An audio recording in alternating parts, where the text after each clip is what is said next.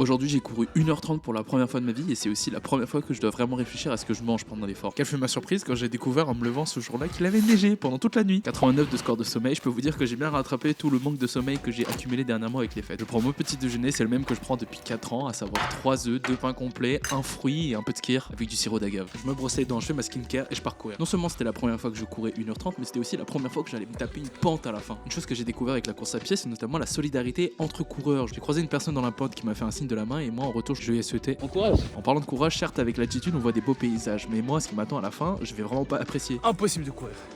Impossible. Je finis cette run tant bien que mal avec 12,57 km. Je rentre chez moi, je prends mon shaker, je mange des petits sushis, ça fait plaisir. Ensuite, je me prépare direction Decathlon. Une petite pensée au vélo que je vais acheter pour l'Ironman et qui va me coûter une couille. T'es un peu perdu, je savais pas trop quoi acheter. Je me suis dit que le bon compromis c'était quand même d'acheter à la fois des gels liquides et solides et d'en tester plein pour voir ce que mon système digestif apprécie ou non. Ensuite, je suis rentré chez moi, je vous ai filmé du contenu, j'ai fait du montage et fin de journée.